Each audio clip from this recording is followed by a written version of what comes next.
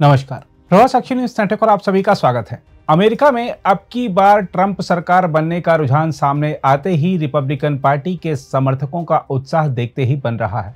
Swing states में Trump को मिलती बढ़त देखकर कमला हैरिस के समर्थक काउंटिंग सेंटरों को छोड़कर जाने लगे हैं। दूसरी ओर डोनाल्ड ट्रंप के समर्थक पूरे अमेरिका में नाचते गाते दिख रहे हैं। इस चुनाव की खास बात यह भी रही कि अमेरिका में भी चुनाव सर्वेक्षण विफल साबित हुए हैं।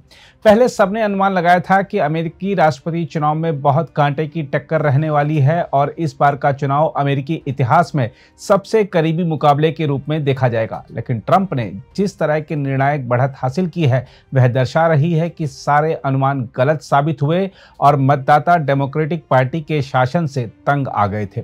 जिस तरह कमला हैरिस तगड़े चुनाव प्रचार के बावजूद करारी हार झेल रही हैं, उससे यह अनुमान भी सहज ही लगाया जा सकता है कि यदि ट्रंप के मुकाबले जो बाइडेन मैदान में उतरे होते तो उन्हें कितनी तगड़ी हार झेलनी पड़ती। हम आपको बता दें कि अमेरिका के राष्ट्रपति चुनाव में रिपब्लिकन पार्टी के उम्मीदवार डोनाल्ड ट्रंप शुरुआती मतगणना में डेमोक्रेटिक पार्टी के उम्मीदवार कमला हैरिस से काफी आगे हैं। ट्रंप ने 247 निर्वाचक मंडल वोट जबकि कमला हैरिस ने 210 निर्वाचक मंडल वोट हासिल कर लिए हैं।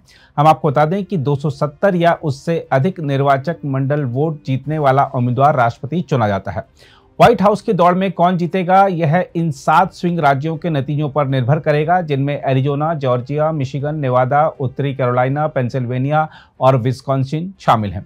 हम आपको बता दें कि अमेरिका में 50 राज्य हैं और उनमें से अधिकतर राज्य हर चुनाव में एक ही पार्टी को वोट देते रहे हैं, सिवाय स्विंग राज्यों के। बताया जाता है कि चुनावी रूप से अहम माने जाने वाले इन स्विंग राज्यों में मतदाताओं का रुझान बदलता रहता है। जनसंख्या के आधार पर राज्यों को निर्वाचक मंडल वोट दिए जाते हैं। हम आपको बता दें कि कुल 538 निर्वाचक मंडल वोट के लिए मतदान होता है। 270 या उससे अधिक निर्वाचक मंडल वोट पाने वाले उम्मीदवार को चुनाव में विजेता घोषित किया जाता है। बहरहाल आइए देखते हैं शुरुआती रुझानों पर क्या कह रहे हैं रक्षा और सुरक्षा मामलों के विशेषज्ञ Ravinder Sachdeva. American elections of 2024 are extremely important, historic. They will shape the future of America. America is right now truly at what could be said at a fork in a road. And the fork is this. If Trump wins, the Republicans are red. America will go down this path. If Harris wins, Democrats are blue. America will go down this path.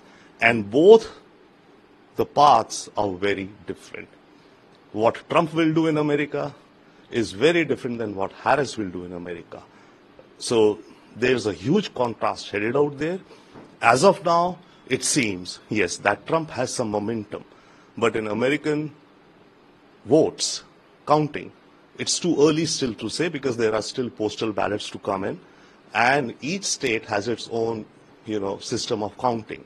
So it's going to take some time, but it shows that Trump perhaps could be heading and America could perhaps become a red country. See, both candidates, whoever comes, Trump or Harris, will be excellent for India.